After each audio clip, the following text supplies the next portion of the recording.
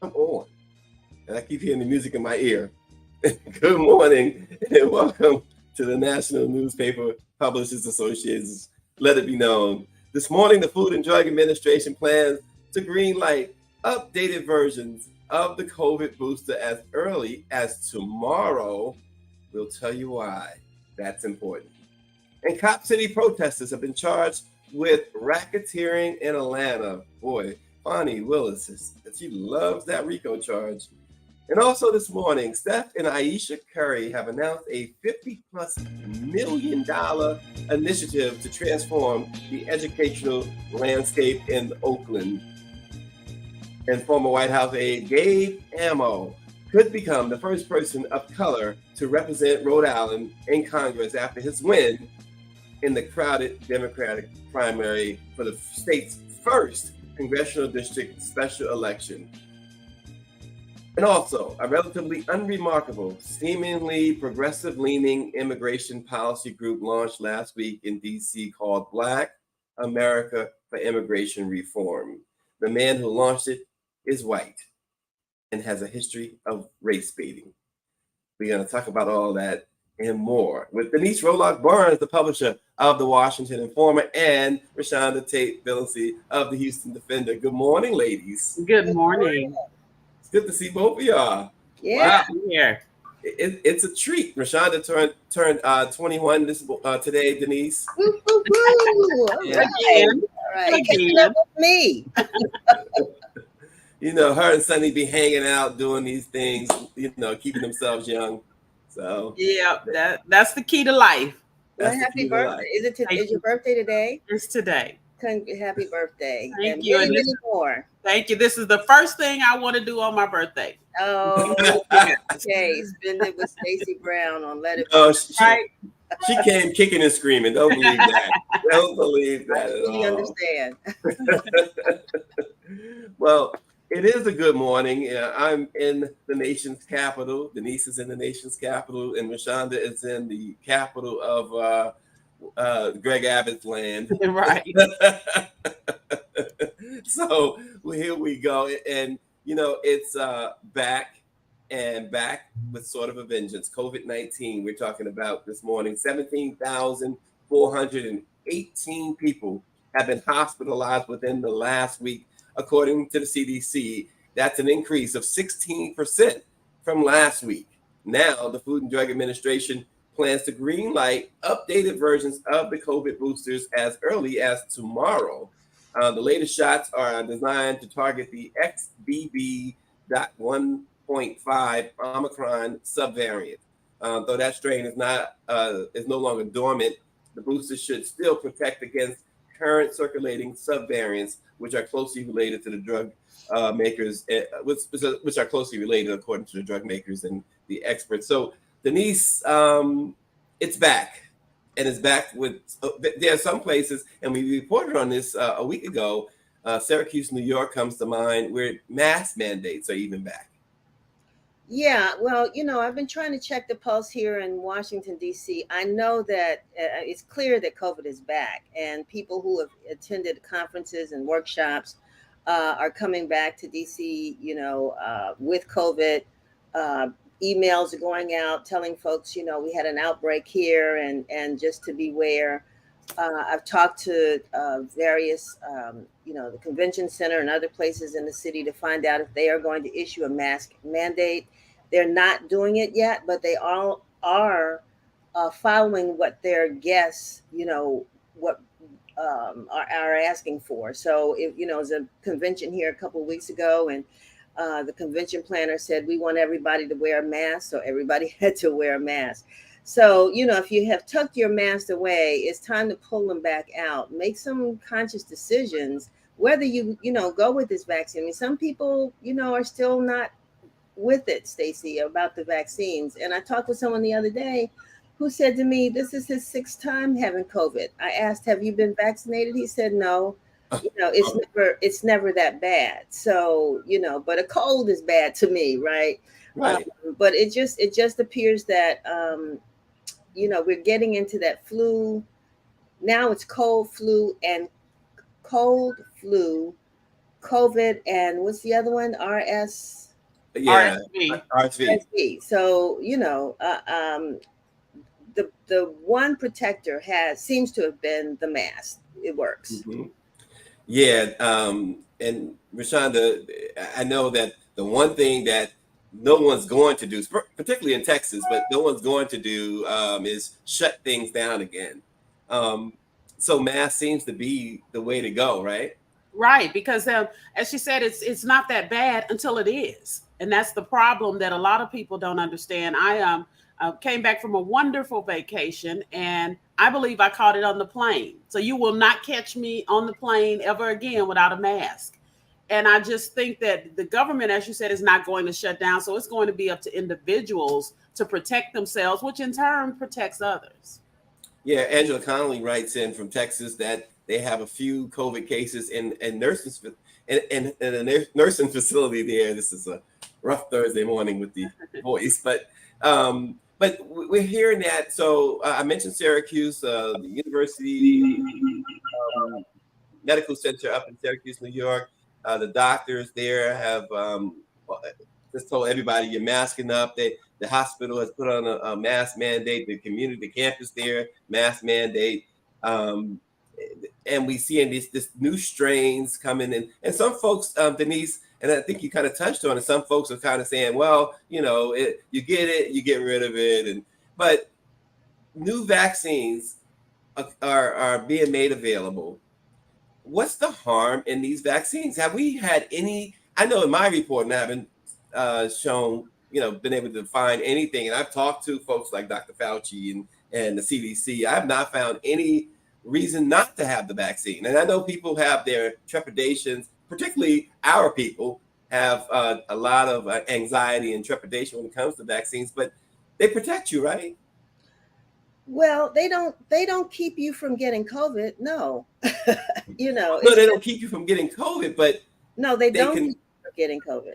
Vaccines do not prevent you from getting COVID, right? It's just that it's supposed to be less, I guess, impact you less if you take the vaccine. I mean, it's preventative, hopefully from you getting COVID, although we know that is not necessarily the case.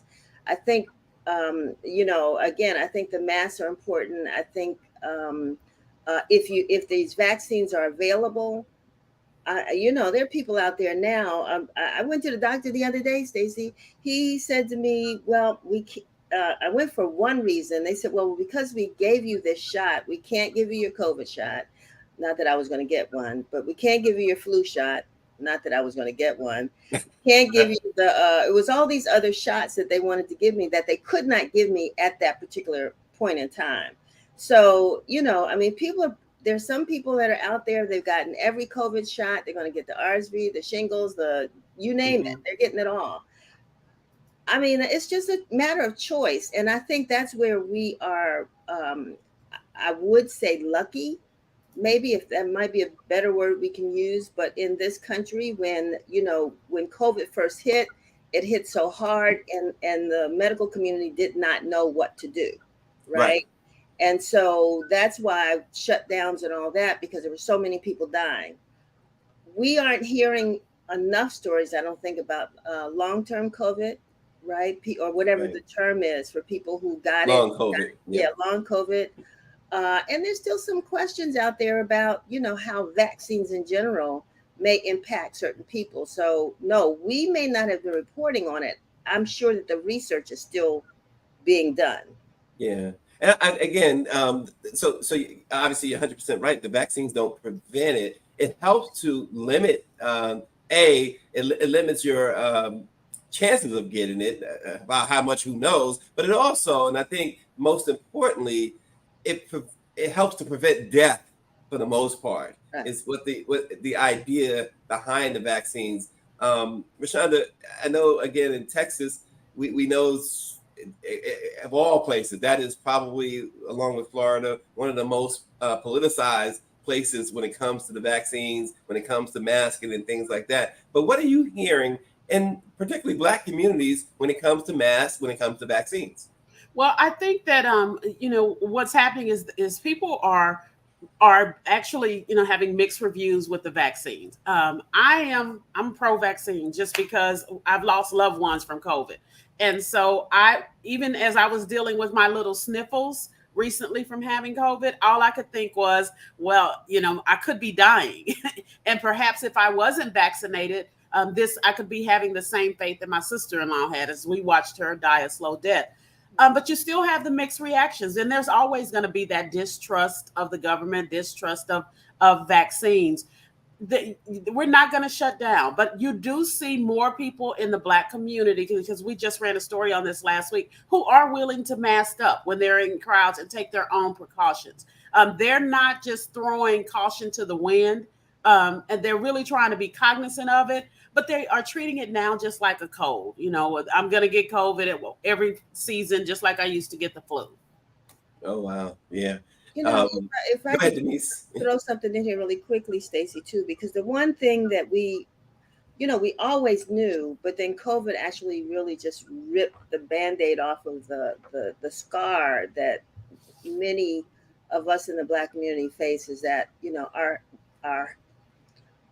our poor health conditions. And so, we cannot lose sight of the other issues that we have that can exacerbate a situation like COVID or some other, right, disease that may hit us, because our health is such in a poor state overall.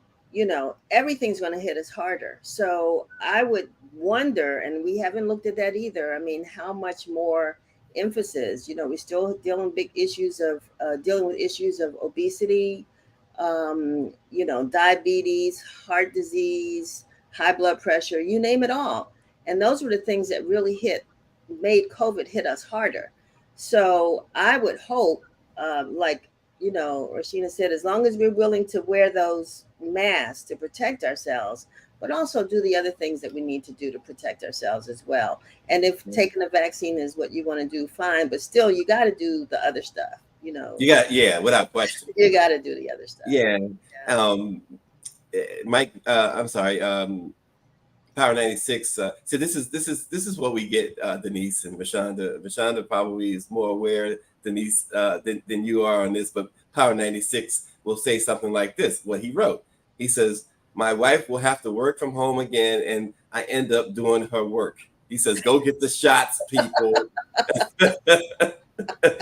And Mike V says they want us to back in the corporate office in close proximity, and just because they think it builds camaraderie while not caring about the well-being of the employee in regard to COVID. And Michelle Madison says her 93-year-old aunt had COVID a few weeks ago, and they now are just able to visit her at the nursing facility.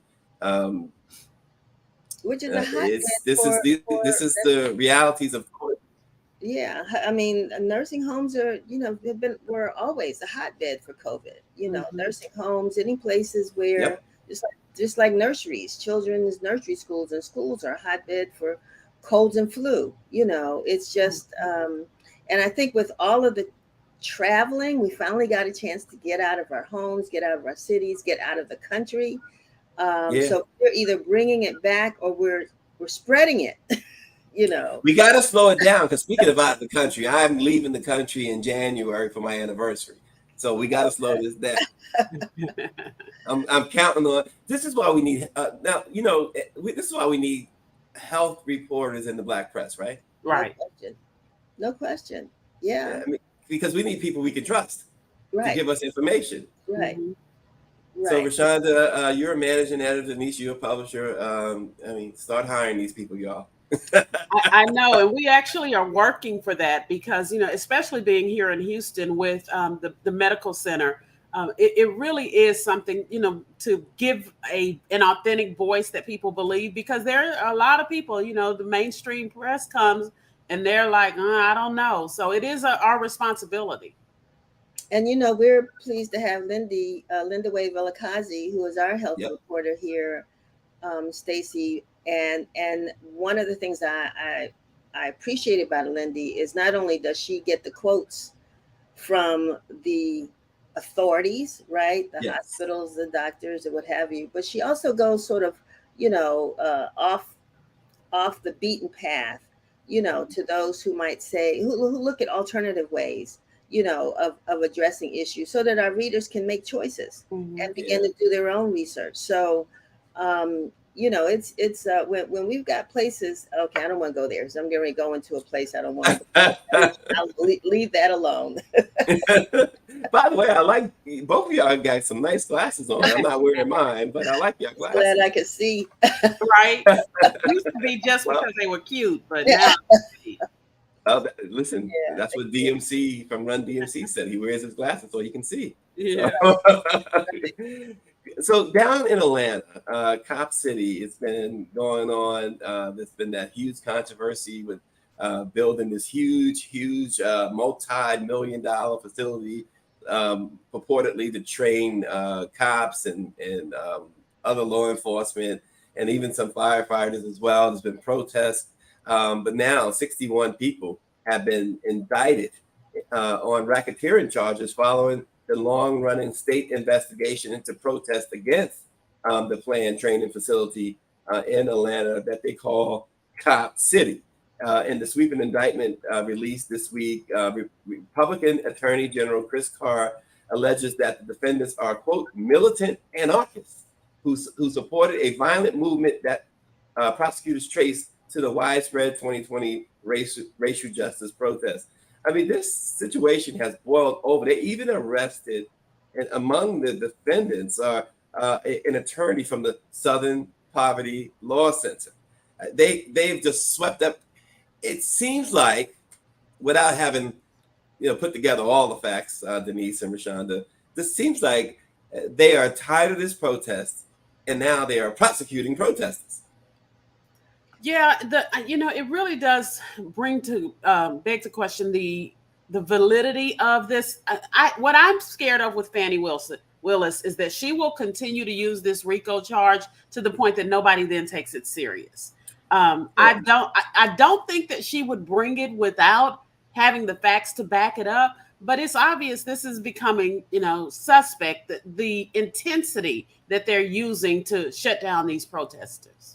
And this training facility, Denise, is, of course, being, they want to put it in this poor majority Black neighborhood, which really is making this, making tensions boil over even more. And Mayor Andre Dickens is back in this facility. Well, I think the sad reality is in our neighborhoods, communities like where I live, where you cannot attract economic development outside of a prison or a police facility. They think this is an opportunity to create. I'm sure they said this. We'll create jobs. We'll bring economic development to the area. It will boost blah, blah, blah, whatever, which we know never really happens. But it just seemed, and then also it makes a statement to the people in the community that we have control over you. I don't know why this whole tactical thing, this whole military thing, and there are probably people out there will say, well, Denise, you ought to know, but why we become such a militaristic country, where we know the police cannot necessarily control and should not be able to because of the First Amendment, our ability to protest against things that we think harm us. And something like a Cop City in a predominantly Black neighborhood, why it's essential, I don't know. I don't know the story behind Cop City. I just know that over the years, there's been a lot more resources poured into police departments as it relates to military training, so much so that I hear that they're being sent to Israel and other places to learn, how to protect something, protect us against each other. Protect property. Or protect it, right. There's definitely protect property. Right. Oh, no question. But to protect themselves, I don't know. And it's a lot of money that goes into that. So I could see where this community is saying, let's reevaluate how we utilize these resources. If you really want to make this a safer place, unless they're expecting something that we're not thinking about. But oh, go ahead. No, I lost it. Go ahead. Rashonda, we want police to be trained properly, right? There's no question. I think everybody can agree on that. But sometimes with a lot of things, optics, right? And right. Putting this here is bad optics, particularly. I was like, read the room. What's going on in this country? What's been going on in this country? It is definitely bad optics. And it also speaks volumes for me that a lot of the Atlanta officials really don't want to have anything to do with this. So, for example, the district attorney, Sherry Boston, she's basically threw her hands up. She said, we're withdrawing from any of the criminal cases you bring for the Cop City protest because the state's Republican attorney general are leveling these protesters. And Boston is saying that they have fundamentally different prosecution philosophies. So that speaks volumes to me when your officials in Atlanta are saying, hold on, something isn't right here. And it's coming from, the top in Atlanta.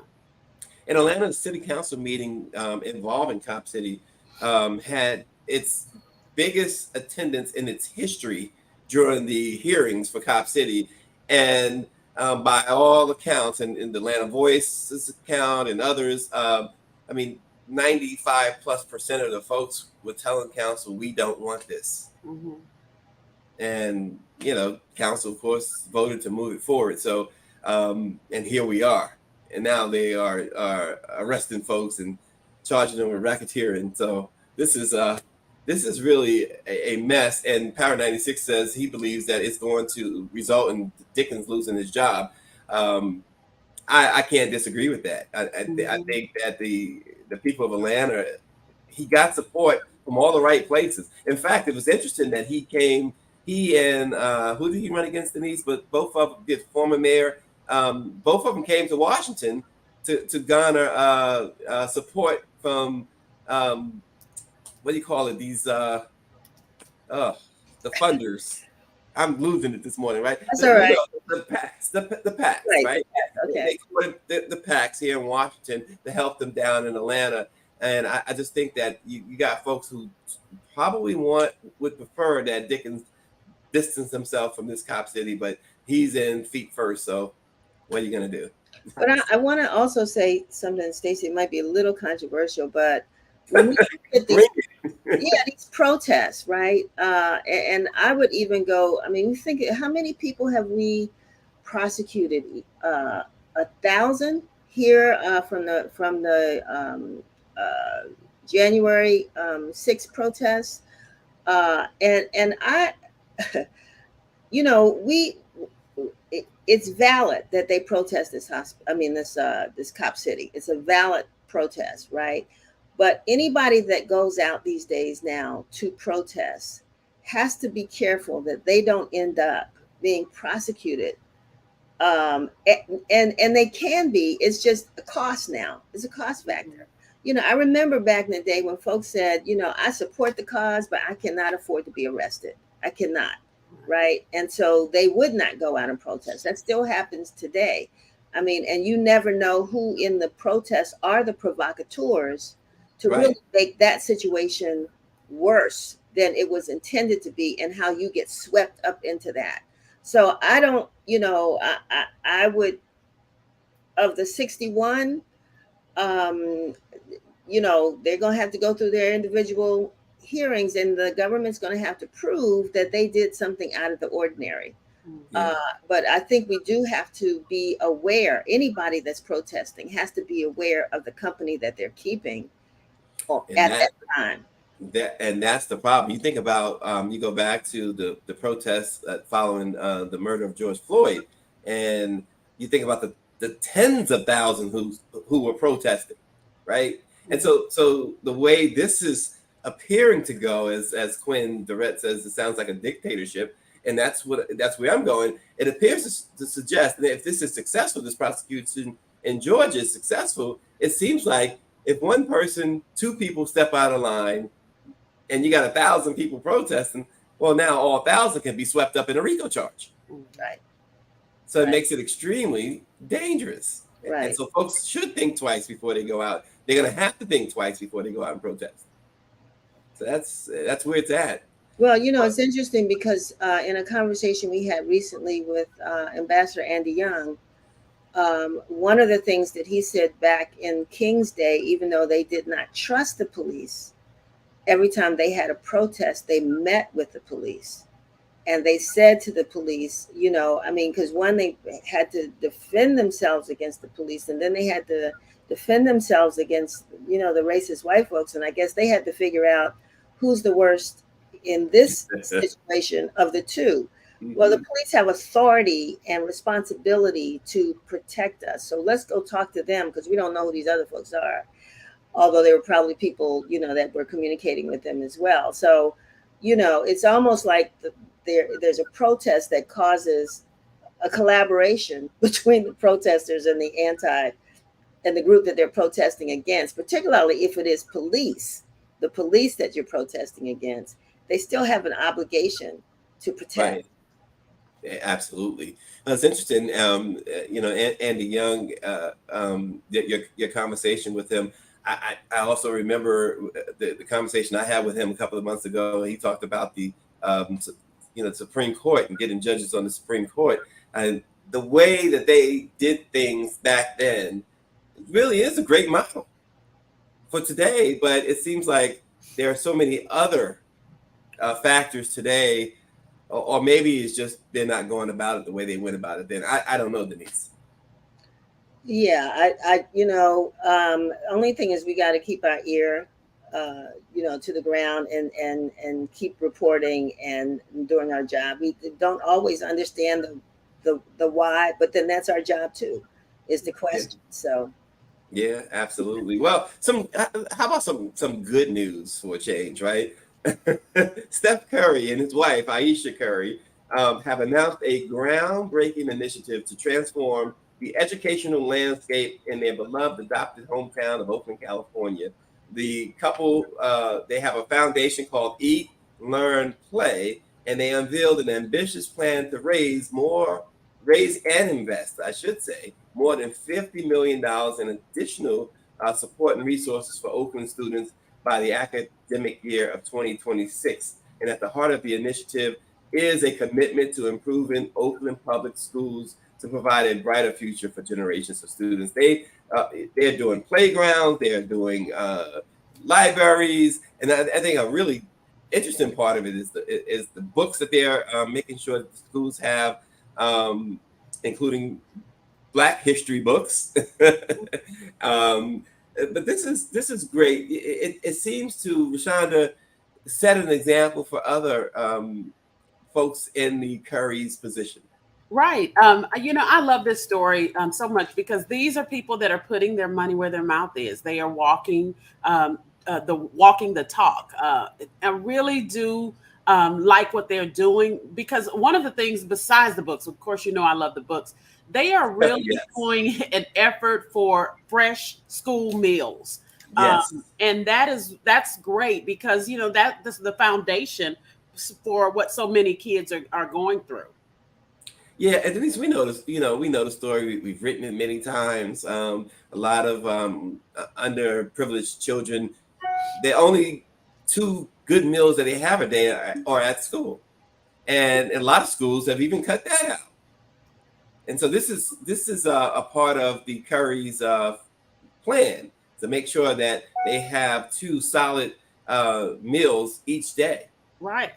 Well, I think what is encouraging to me, because I did see the story the other day, and of course, this is not all the Curry's money, right? It's their money plus funders who are supporting what they're doing. And so this golf tournament, $50 million does mean a whole lot to me.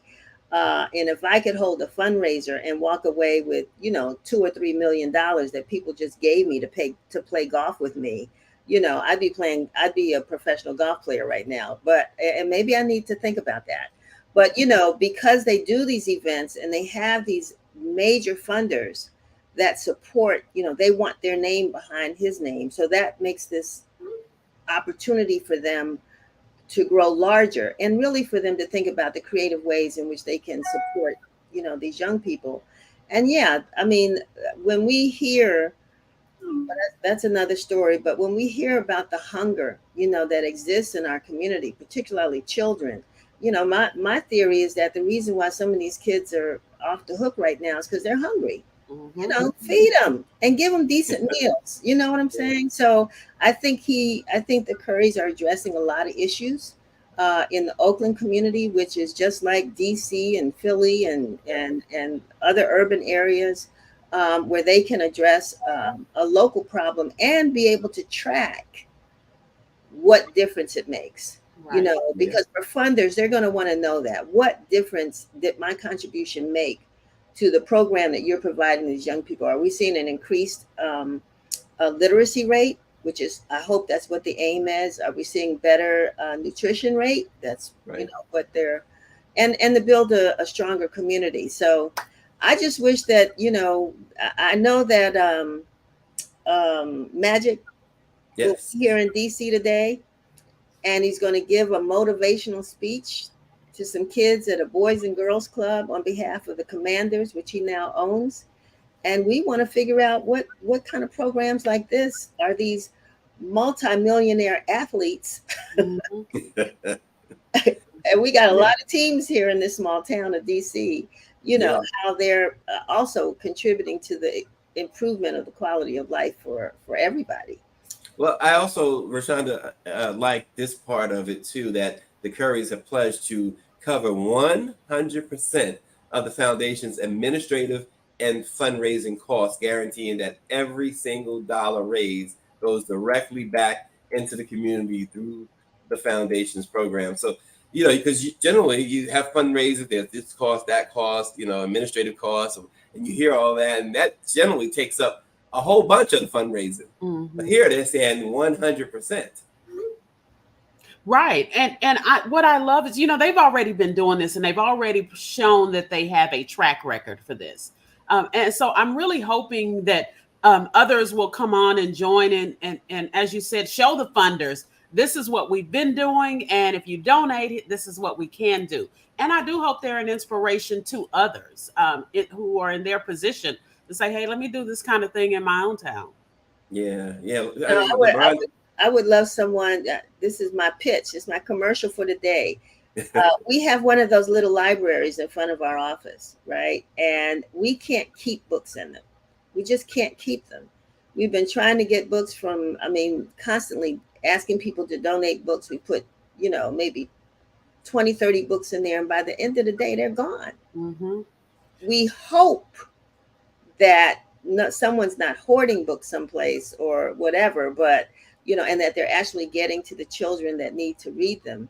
Right. But these little libraries are really cool. But and so anybody want to adopt a library? We got one right here in front of the Washington Foreman's office. Yeah, I think a lot of people don't even think about. I went to my hometown in Arkansas, where my family is from, this past weekend, and they have turned all the old phone booths downtown into book booths. Wow. And they're book exchanges, and people just come in, pick up a book, and drop off a book. And I think little things like that people don't even think about. And so hopefully this donation will help people spur. You may not be on the same level financially as Steph and Ayesha, but you can get behind supporting, like you said, a small library, a book booth, a small, just anything to spread that love of literacy. Yeah. Absolutely. Especially as we kind of talked about a little bit, with the banning of books and, this critical race theory, and removing history, Black history, which is American history, from schools. Down in Texas, that whole system there with the library and how the state has taken over the schools, and it's just horrendous. Mm-hmm. It really, really is. And one quick other sports note: Coco Gauff is going, as Michelle Madison notes, is going to the U.S. Open Finals.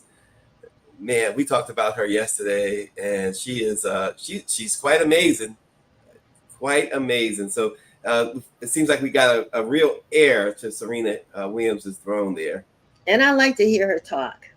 I Is just that love right? her talk. I do. I think when she's done, she's got a message. She just,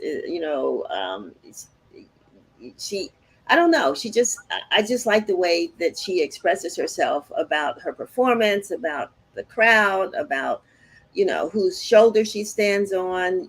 She just does she does a great job. So I'm proud of her. I'm proud of Mhm. all of us who have made history Mhm.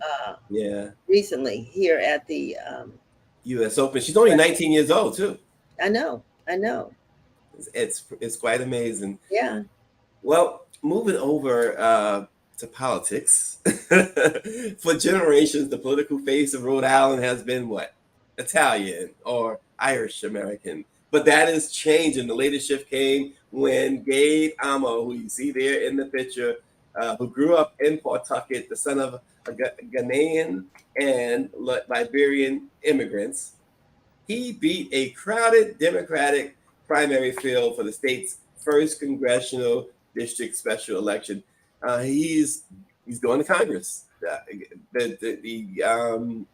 It's a totally blue district. So come November, it's expected that he'll easily win against the Republican challenger. So first black from that area to represent that first district there in Congress. This is going to be amazing. He ran against folks who were backed by Bernie Sanders, folks who were backed by Alexandria Ocasio-Cortez, and he worked for both Biden and Obama, and neither Biden nor Obama got in the mix here. They didn't endorse anyone, including him, and so this is something he did on his own. So, Right. And I just love this man's smile. He's just infectious.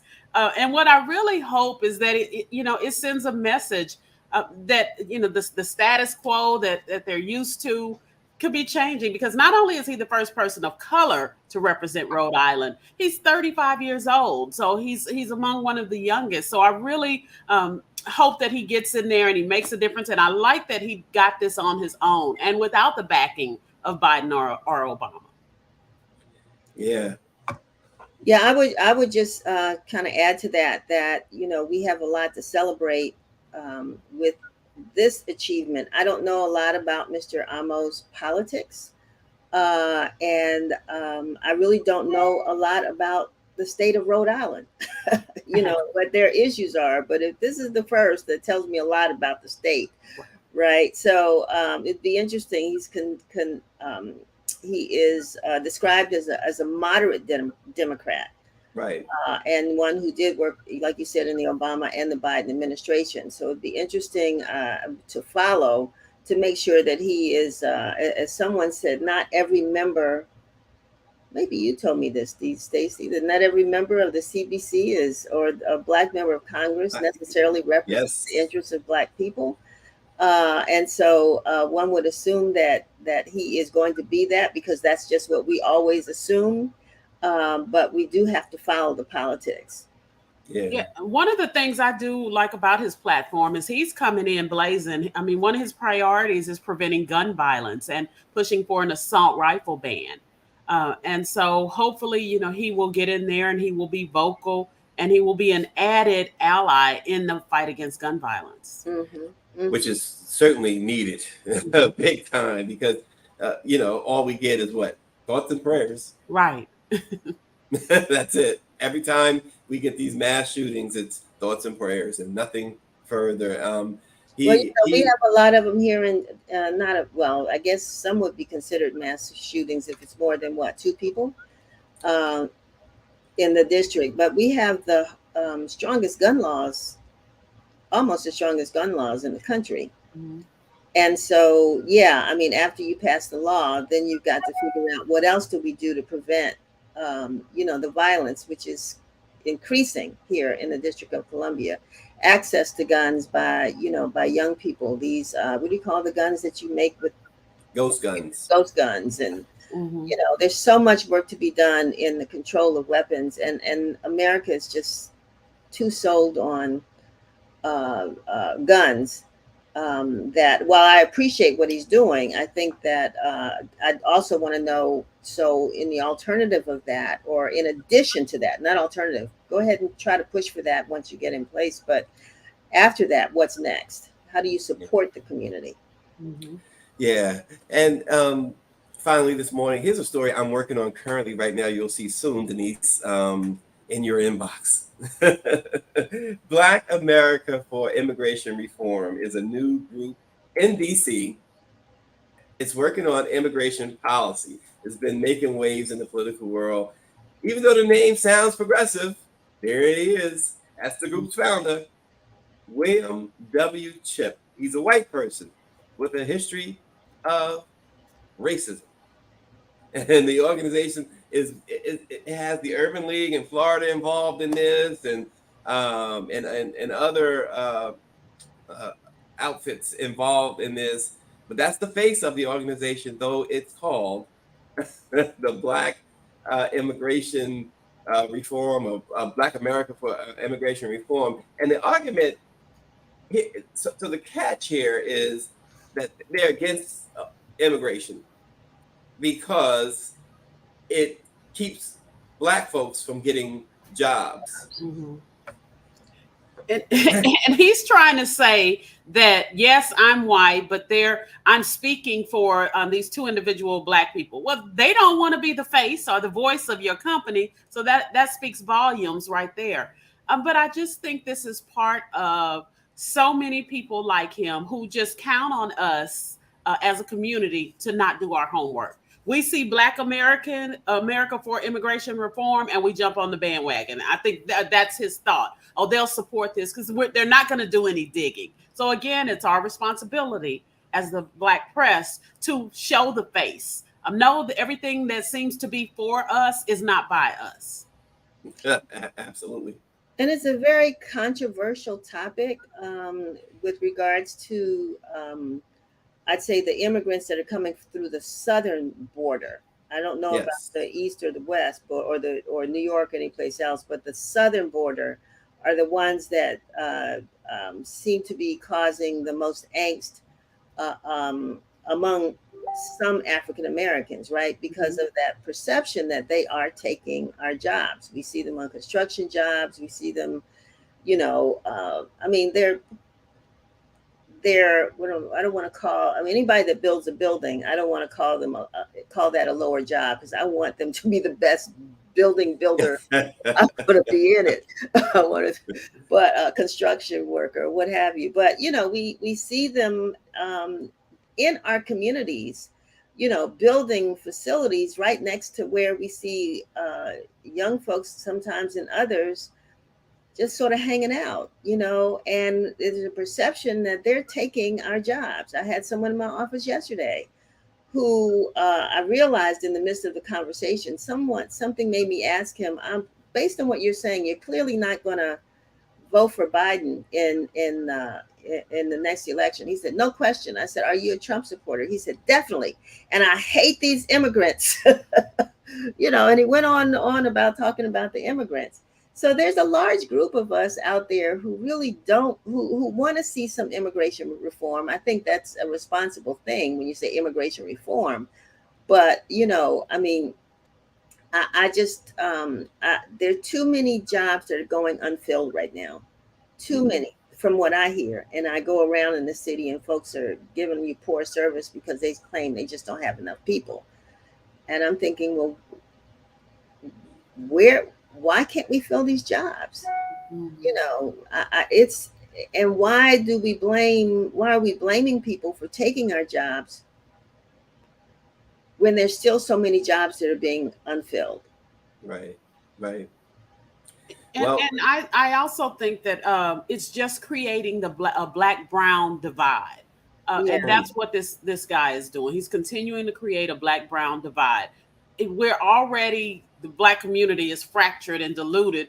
He's trying to make it where we don't have any type of coalition with the brown community. And so, I just want people to continue to do their homework. Yeah. Going back to my other point, you got to be careful of the company you keep.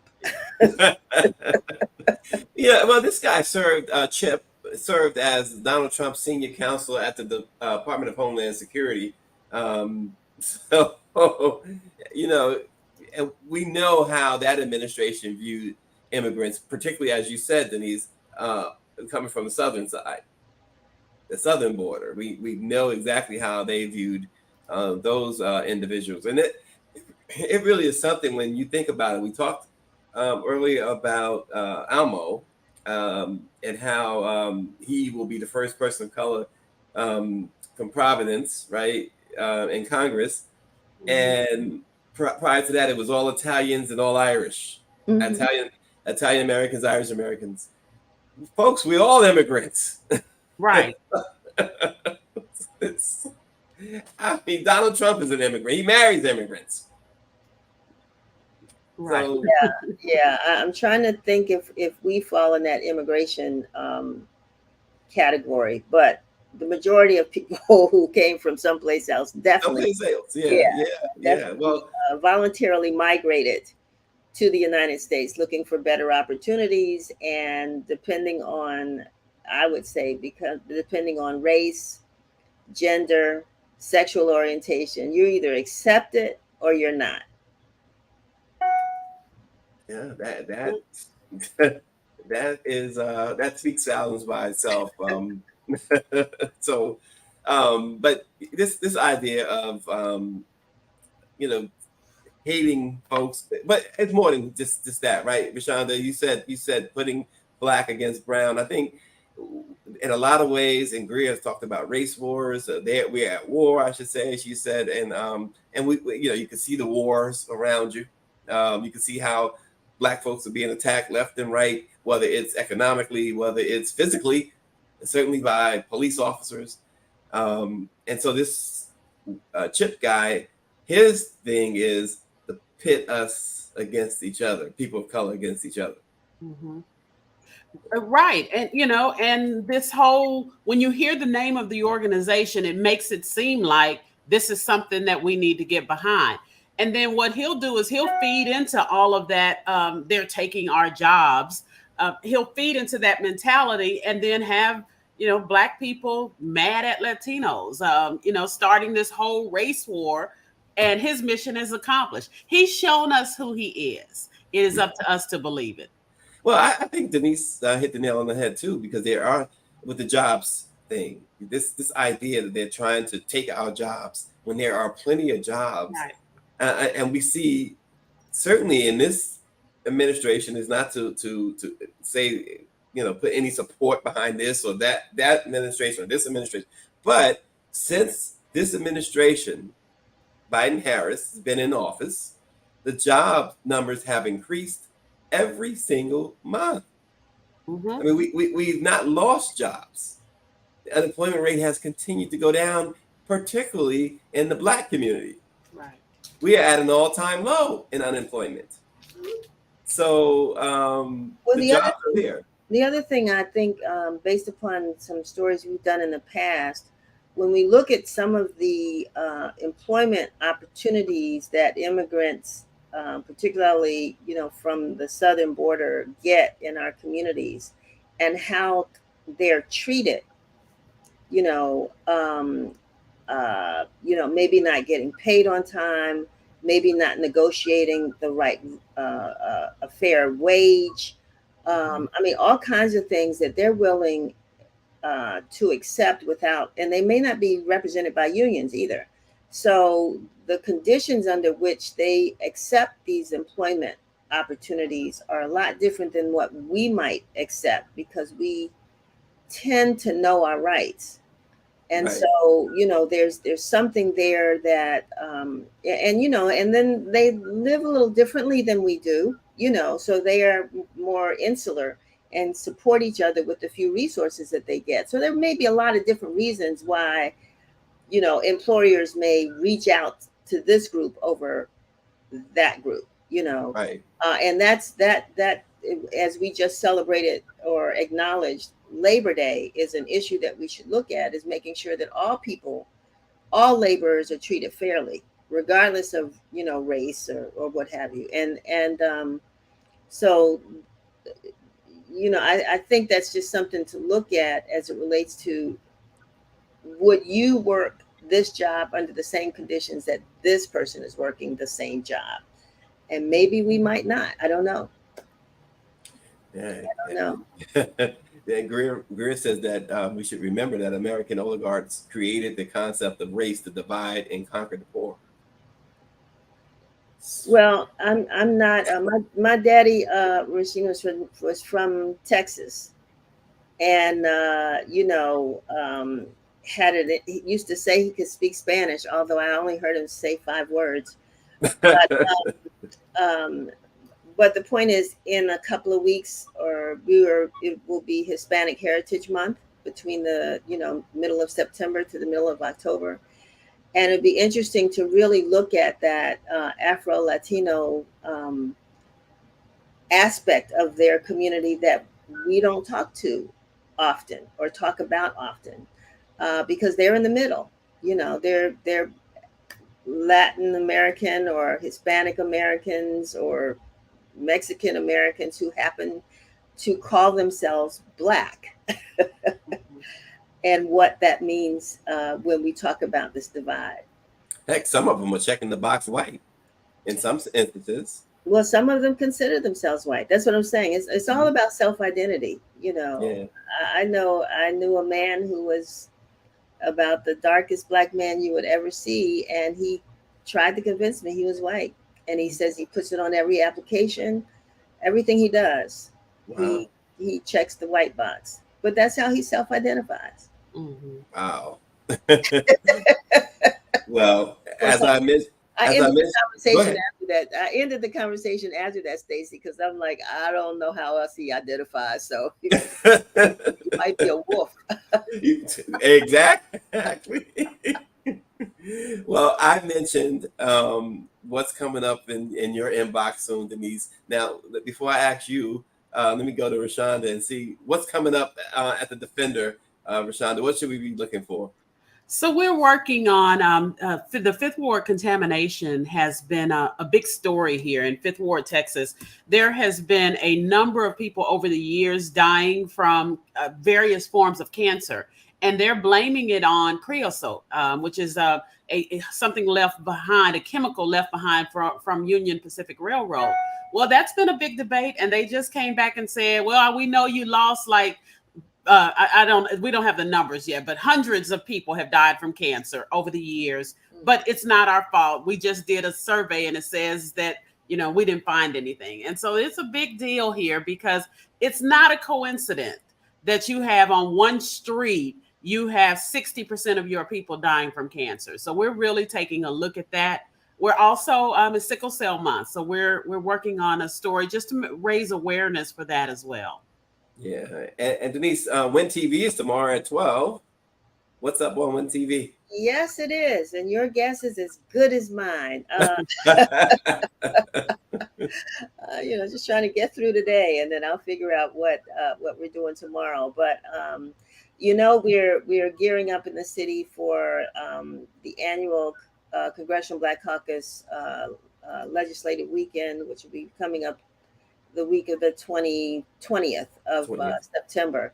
And so I kind of think we're going to have a pretty big crowd, although they will probably mostly all be masked in the convention center with members of Congress. It may be as many at the CBC as there were at the March on Washington. Who knows this year? But at any rate, yeah. So we're doing a special issue in relationship to that. And one of the stories I would love, probably it would be a great collaboration. People, again, going back to this whole issue of the food crisis in our community, the cost of food, as someone said, SNAP being reduced, WIC could go out if depending on the budget. The Biden's trying to get these funding for WIC, and it may go away. So what we are seeing with relationship to food and people, what's growing is a story of how people are stealing, thefts at grocery stores. I'm wondering, is it when people steal food, they're hungry? Yeah. they're hungry. And so I think we really do need to look at this issue of nutrition. That's why I think the Currys are so great, of what's happening in our community, particularly as relates to our kids and these grocery stores that are either shutting down in our communities or wiping their shelves of certain products that people don't have access to anymore, particularly in poor neighborhoods, poor and Black neighborhoods, and the impact that that's going to have really on the nutritional level of our residents and our readers. So I think that's something we're going to look into over the weeks to come. Yeah, well, check out Win TV tomorrow. You can go to Washington Informer's Facebook or YouTube page. Yes, you'll be surprised by the show, whatever it is. And you'll be whatever Sherry's putting together back there, right? and I know Rashonda's got some things out there in Texas. And any new books coming up, Rashonda? I do. I have The Queen of Sugar Hill. That's my Hattie McDaniel. I can't wait to talk to you guys about that book because the Black press is such a big part of that. It doesn't come out till January 30th, but we've gotten just did my final edit, so I'm really excited about it. The Black press played such a role in developing this book, and so I'm so excited to talk about that and just all that she did that people don't even know about. Wow! And January 30th, that's around the time of the NNPA's Midwinter Conference. So yes, that might be a great time, for you to come out and hang out with your fellow editors and publishers and journalists. I'll have to make a point of it because I don't know if we realize as we're doing the work that we do daily that the legacy that we're leaving. So I have a subscription and I go back and I'm reading newspapers from 1902. I'm reading newspapers from the early 20s and the 40s. And, we just write our stories, but we're not thinking about the legacy and the people that will be coming in 2093 and looking at the stories that we have read, that we've written. And that's what I've always said, Rashonda, is that when it comes to our job is important because 100 years from now, when people want to know what Black America was about, they have to come to us. Right. There are other places, but because we consistently cover the Black community from all perspectives. I mean, they can find the crime stories in other places, but we talk about how we are addressing issues that impact our community. And 100 years from now, we'll find, Black folks will know that we have been actively, we didn't get here because we didn't care, because we didn't do, because we didn't try, because we didn't succeed. Right. Right. And so those stories are the stories that we tell consistently. So congratulations. Yeah, absolutely. Yeah. Well, lots to look forward to. Thank you so much, Denise, for not doing your exercise this morning and joining. It's not going to the gym, and Rashonda decided, you know what? I'll hook up with them today. We appreciate it. Thanks, everybody. Thanks as usual. Good to see you. Right. Okay, see you tomorrow. All right.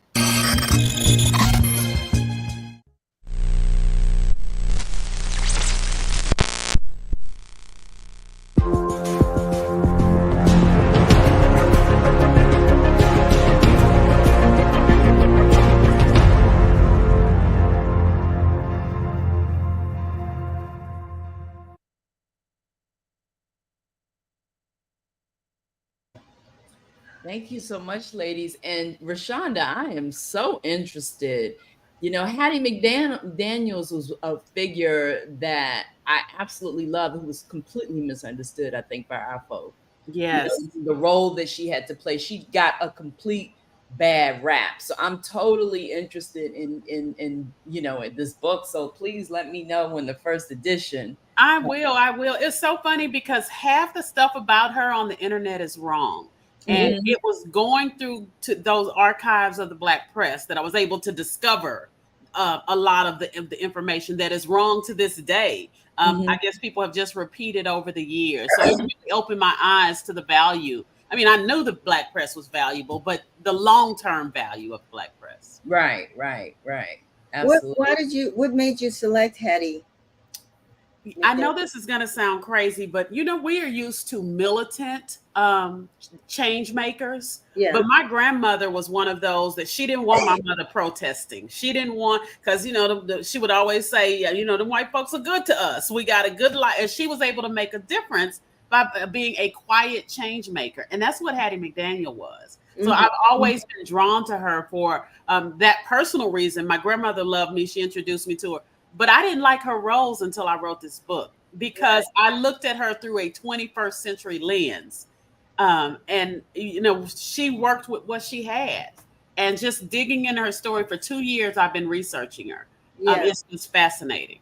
So when is the book released? January 30th, 2024. So, because Stacey talked about NMPA, which it seems to me that we could do a little book festival, kind of book whatever there. Yes, but you know, a Solace conference is coming. Well, their event comes up in February. Okay. You know, their annual luncheon, and that's when they have like a book. They have a thing with authors and authors speaking something or other. So anyway, I'll get some details on that. And they're always trying to find authors, you know, maybe 4 to present at the event. But it's here in DC. Well, I travel all the time. I'm always in DC with it. I recently did one, and I read a scene from the book with the NAACP. Where Walter White is shamed Hattie McDaniel. It was heartbreaking, because he invited her to the national conference, and then he brought Lena Horne on stage and said, you know, this is the type of person we want. We don't want a Hattie McDaniel and Mammy, and just shamed her in front of everybody. We're still live. Oh my God. Hey everybody.